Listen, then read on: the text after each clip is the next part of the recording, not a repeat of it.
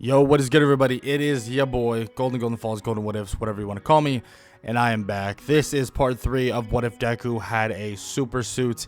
And, yeah, if you enjoy, please show some love. Leave a like, leave a sub, leave a comment down below, all that good stuff. And, yeah, I don't really got much to say. I just want to get right into the what if, so why not? Let's just get into it. Let's get it.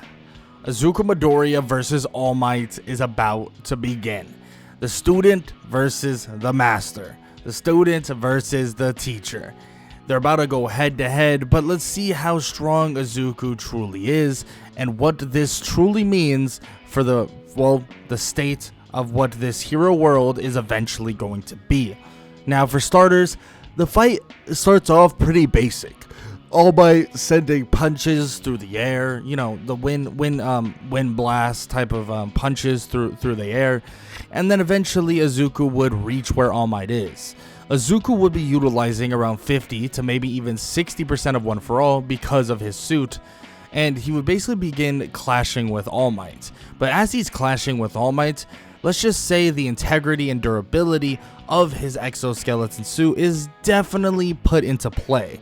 Because the durability of it, yes, it's been tested on multiple occasions, and yes, they continue to basically evolve it more and more, but the durability of it, it's not quite there. It's not perfect, it's not like horrible, but we are dealing with someone like All Might, so it does begin to kind of show signs of kind of breaking down or cracking and stuff like that. But even though that this is happening, Izuku finds a way to basically close the distance on All Might, and once he gets into hand-to-hand combat range, he actually realizes how strong he truly is. Because when he starts actually fighting All Might, it's obvious that in technicality, or in a more technical sense, he's definitely better at fighting than All Might. His hand-to-hand combat skills way better than All Might's. His martial arts experience way better than All Might. And yes, All Might has raw power, but All Might doesn't really have actual striking ability. And since Izuku is actually using upwards of 50% of One for All, he's actually able to keep up, if not put All Might on the back foot. Everybody's in complete shock that Izuku is able to do this. I mean, this is All Might they're talking about. How is Izuku able to put All Might on the back foot? Izuku would overwhelm him with combinations and basically kind of shoot out kind of like shorter strikes than All Might would. All Might obviously would be throwing punches that are, you know, more long, more labored than anything else, and would be made just for straight power. But Izuku on the other hand is definitely not doing this. Izuku is very short, very concise, very technical, and he continues to kind of like overwhelm All Might with all of this. And he even throws shots to the body, throws shots to the head, throws some leg kicks. And he continues to do this over and over again, kind of picking at weak points that All Might has. Not the actual weak point in terms of, you know, the horrible wound on him, because he's not going to do that to All Might. That would be kind of messed up.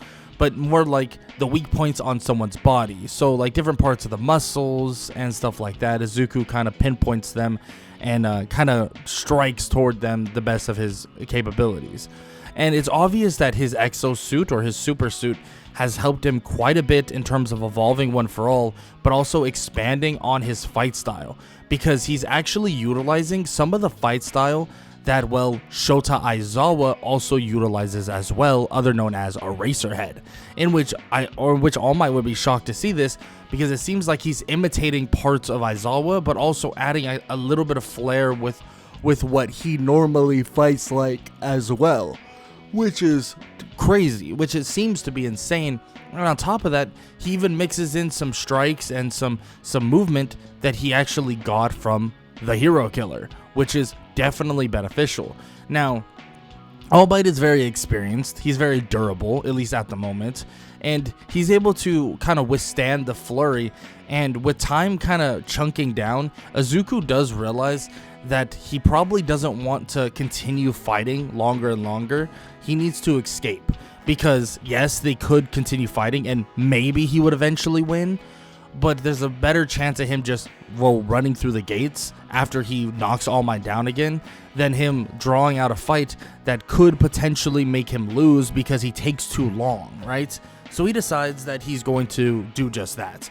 He runs off after knocking down All Might and subduing him at least briefly, and then he would just win by escaping, quote unquote. Now, this is a pretty basic way to win, but I think he's basically gotten the point across that he's definitely on the same level as All Might. Like, he is up there in terms of strength, but now he knows that his exosuit or his super suit will continue to need upgrades so that he can actually, you know, make it more durable and stuff like that, which Mei Hatsume would be, and him would be working on that all the way up until the forest training camp. Now, he would finally get a slightly more durable version of the suit headed off to the forest training camp, but of course, you know, he's not going to utilize the suit a ton while he's over there because he wants to get as much out of the training as he possibly can. And that's exactly what happens, right? He gets there, you know, he gets kicked in the, you know, the nether regions by Koda, and then he kind of goes on to basically train extremely hard with just learning more about One For All and doing all of these things. Izuku has progressed massively in this time period, and he's done it because of, well, martial arts, because of the suit, and because of so much more. And as he's progressing, Aizawa believes that he's gotten such a good grasp on everything he's doing that he should actually probably learn to train with something different, in which Aizawa brought an actual replica of the scarf that he utilizes, telling Izuku that he should utilize this and utilize this scarf, and it could honestly complement him massively to his own fight style. And that's exactly what Izuku does for the next couple of days, tries to learn how to utilize it, but it is extremely difficult. Even with imitation of Aizawa, it's extremely hard, especially because he's not really utilizing his super suit very much during this time.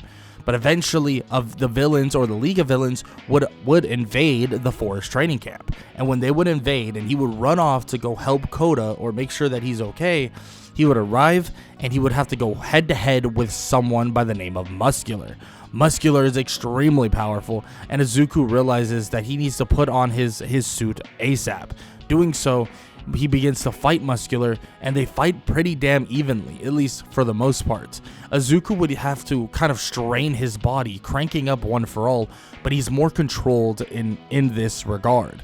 He's still able to put flurries and punches on Muscular and target weak points very similar to the way he did All Might, and eventually leading to him actually trying to utilize Aizawa's scarf. But as he tries to utilize it, he actually can't. And this allows and gives an opening for Muscular to get even stronger and evolve his muscular form.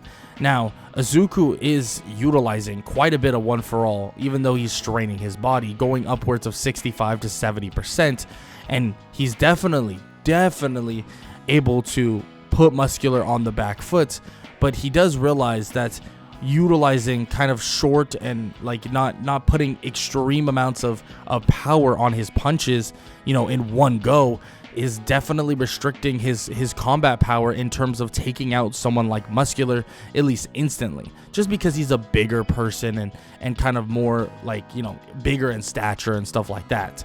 So he makes sure to look for his opening and tries to land a flush one blow to knock him out. As he does so, he would try and wrap his scarf around Muscular to land that blow, but as he reaches out, he could feel something within him that was completely different. The scarf did not react, not even 1 little inch, and eventually these tendrils, or something that was these black tendrils, would shoot out of Izuku's hands or his arms and eventually wrap around Muscular as he would land one blow to the jaw, knocking him out cold. Izuku would be shocked to see this, thinking to himself, how the hell does this make sense? Like, how was he able to do this? This doesn't make sense at all. But a realization would come over him, thinking that he did learn that One For All is a combination of just countless passing of different quirks, and he thinks that he might have just awakened one of the quirks that lay dormant within One For All, being that we know as Black Whip. Black Whip has been awakened, and Izuku is able to subdue Muscular entirely and take Koda to safety. But before you know it, before anybody could even react to it, well, it seems like Katsuki Bakugo would be taken away, in which would completely shock Izuku, but it would make him realize that all of this is coming to a head quicker than he could possibly imagine. Eventually, the forest training camp is cut short, everybody is sent to the hospitals, and Izuku continues to speak with Aizawa, trying to basically learn more about the situation and what they're prepared to do.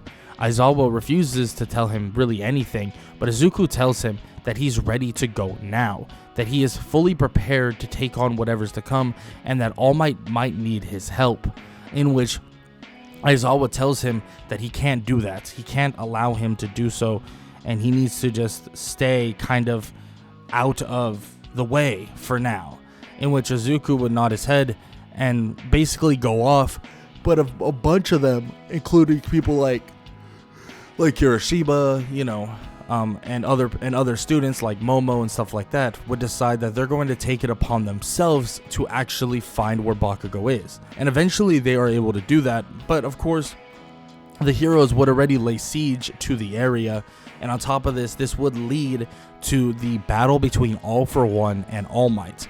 Izuku would immediately strap his backpack in, pulling it tighter to his body, and as he pulls a string, his suit would come over him, and everybody would ask, what the hell does he think he's doing? That this is a horrible idea, that they should just try to rescue Bakugo. That's it, rescue Bakugo. And in which Izuku says that he knows that this is probably a bad idea, and as he says this, he would be tightening his suit just a little bit and shaking his arms out, and he would tell them that even though it's a bad idea, a true hero will go in without even thinking. And frankly, Izuku says that he's already been thinking way too much. Izuku would send Black Whip toward Bakugo as he would sling Bakugo toward the sky. As he slings him toward the sky, Bakugo would realize what just happened.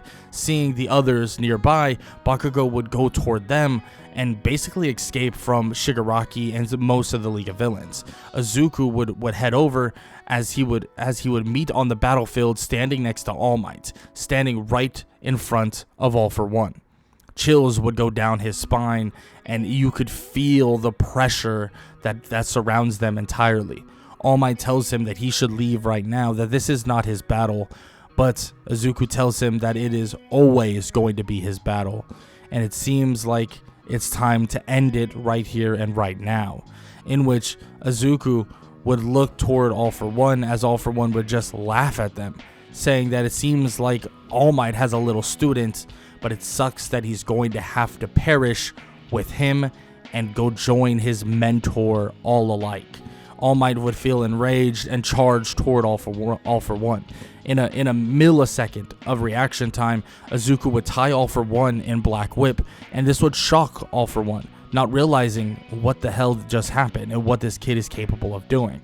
He holds All For One there as All Might would land a serious punch to him, like a mean punch, landing it clean to his jaw, sending him flying backwards, cracking his face mask over as well, shattering it entirely. And Shigaraki and many other villains would even try to join in and try to subdue Izuku, or even, defeat him, trying to basically attack Izuku. But Izuku would swoop in a matter of seconds, dodging and speed blitzing all of them, knocking them out entirely, wrapping them all up, and then slinging them off toward the other heroes that are left over.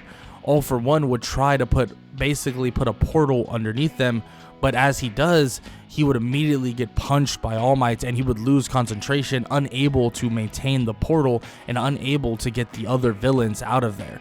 Izuku would press All For One even further and would attack him as quickly and as frantically as possible, landing blow after blow, and it's obvious that Izuku is basically doing some serious damage. Yes, he's not trying to go for that one punch power, but utilizing 50 to 60% of One For All, and also his striking ability, he's able to target All For One massively, leading to All For One realizing that he doesn't have a choice in a final gambit. He needs to land one blow that knocks them both out of here.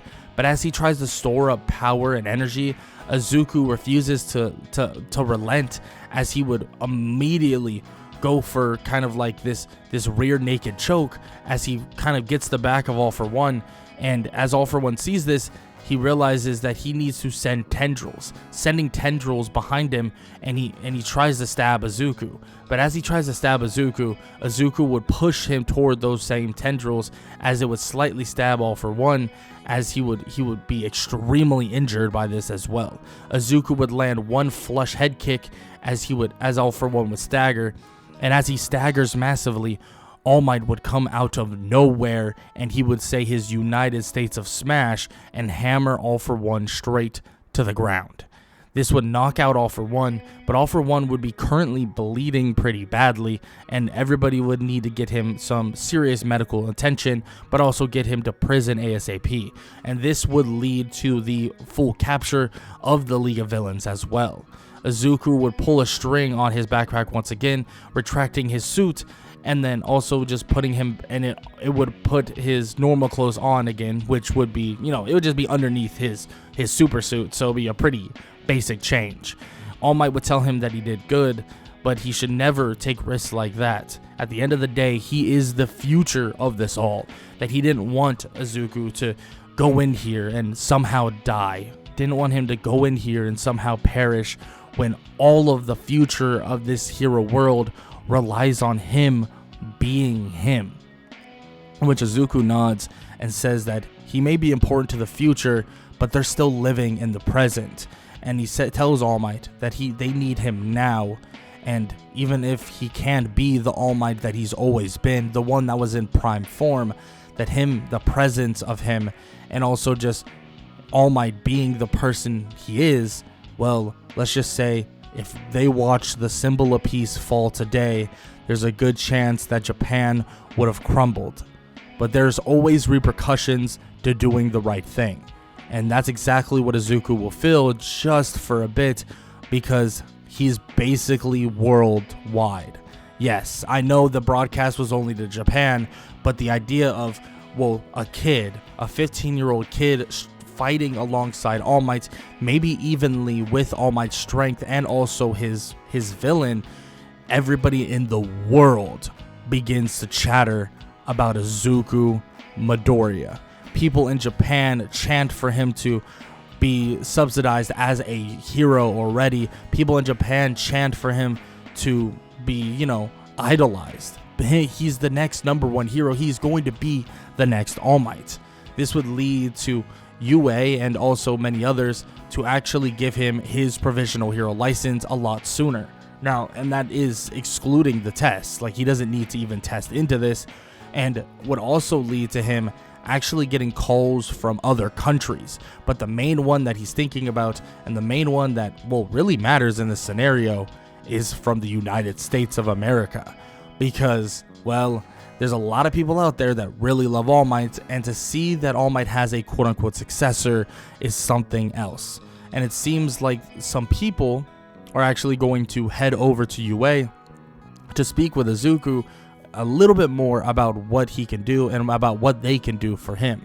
And after some time would pass, Izuku would continue training, and one day after a training session, he would actually be approached by somebody he didn't know who she was. She would introduce herself as Melissa Shields, and she would basically tell him that she is massively into the support type of hero work, and she does a ton of work in the support game, especially dealing with her father, who is obviously David Shield, which is one of the most famous people in the US, and a good friend of All Might as well. She actually is there to help him out and actually trick up a little bit of his own super suit, and she actually offers him as well a chance to kind of work in the United States a little bit, work on the super suit and continue to evolve it more and more and more. And this is something Izuku would be pretty interested in, because at the end of the day, when he continues to gain more quirks, which is something they have talked about with All Might as well, with the evolution of Black Whip, and then ideally if anything else shows up or starts to show up, that he wants to be prepared with his suits and all of the above. But he is far accelerated in terms of every single, kind of thing that he's gotten. Every single thing that he's basically worked for and continued to kind of develop. Now, Izuku continues to kind of, work hard and elevate as much as possible, working with Melissa Shield, working with Mei Hatsume, and working with these people, and eventually would actually go on to get an offer from Sir Night-Eye's agency. Now, Sir Night-Eye's agency would give him this offer a lot earlier because, well, he doesn't have to actually do his provisional hero license exam, so he's off working with Sir Night-Eye a lot sooner than later. Now, during this time, he's obviously working with support course heroes and working on different suits and tried to manufacture kind of his exoskeleton prototype that would allow for others to utilize it, but also so that they can learn fight styles, hero styles, and even more a lot quicker. Now, of course, this could make him a ton of money, but it's not something that Izuku really thinks about to a large degree. He's only thinking about developing the world's technology a little bit more. But on top of that, he wants to be the greatest hero alive, so as long as he continues down that pathway, he definitely will get there. But as he's creating and expanding and making his suits better, he continues to lean more toward the capture side of things, not less durability and strength for now, and more capture utility and stuff that will help him kind of capture anybody or capture people like someone like Shigaraki, who can basically eviscerate you if he touches you at all. He wants to make sure that he has these things placed and fully set up, because they're very important to him to actually develop and eventually kind of utilize these suits to do his best in terms of hero work. But after working with Sir Night-Eye's agency, working with Melissa and stuff like that, one day on a patrol, when they're looking for somebody, actually looking for the leader of the Shiha Zaikai, being that of Overhaul, they would finally come across him. And it would be kind of out of the blue. And the reason why I'm saying this is Izuku actually doesn't have his full-on suit completely up and ready. So when taking this patrol, he actually wasn't ready to take down Overhaul. But he knows in his own head that whatever is happening, whatever needs to happen, will happen. And as he's thinking about these things, and as he's basically debating what he should do, as this with Overhaul, this little girl would run out and would absolutely be terrified. Izuku's just feeling of in his stomach would just turn, and all he could think about is the first day that when he tried to save Bakugo from the sludge villain, and he was told that a true hero does without thinking and would go in no matter what. Well, that's exactly what Izuku's going to do. He powers up as much as possible, immediately dashing towards Overhaul. Izuku would take on Overhaul and just immediately start beating on this guy. He's utilizing something of 60% of One For All, but on top of that, he starts utilizing Black Whip as well. He doesn't actually have his armor or super suit on him to a large degree, or at least the fully powered version of it, so he's not utilizing kind of like a more enhanced version where he can amp up his power even more.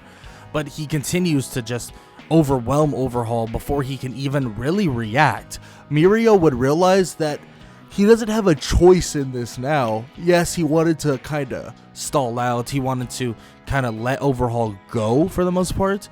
But he thinks to himself that if he just allows this to keep on going the way it's going, well, it might get really bad and really sticky. So he helps Izuku in this battle, and they begin to actually overwhelm Overhaul. Overhaul tries his best to actually, figure out how the hell he's going to get out of this, but they overwhelm him so much, and being able to react to it, he actually would get tangled up in Black Whip.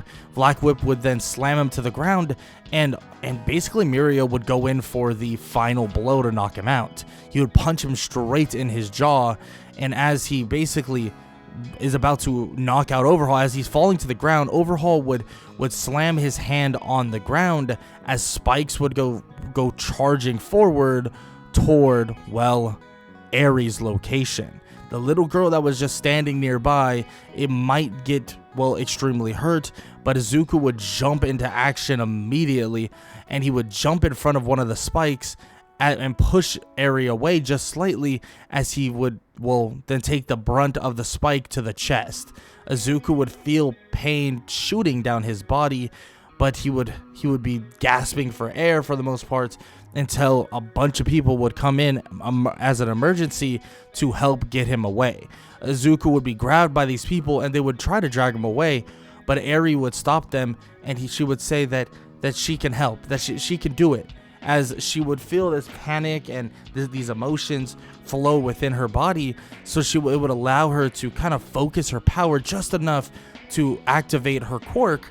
And as she does, she heals Izuku and actually reverts him back to when he was before he was, struck by the spike that was coming out of the ground. But as she's doing this, her power begins to fluctuate and begins to lose control.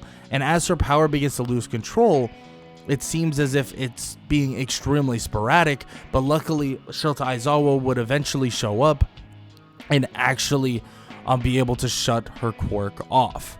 But like I said, Izuku didn't have his fully powered and fully set off exoskeleton kind of armor or his super suit, but he did have a version of it. And that version of it was able to kind of resonate with the kind of streaming power that was coming from Eri and stored it in its database. In doing so, when they would all leave, when they would capture Overhaul and eventually invade the Shihazaikai base with actually Izuku's help, when he would go back to the lab and begin working with people like, Melissa or Mei Hatsume, depending on when Melissa would go back to the States, they would be looking, and they would see that the exoskeleton suit actually registered something interesting.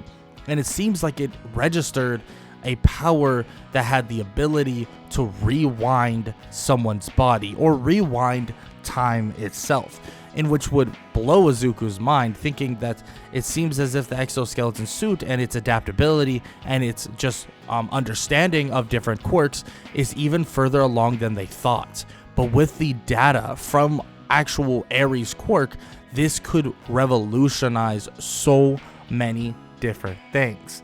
And that includes Izuku's utilization of One For All itself, and also any other quirks that seem to arise, at least for the most part.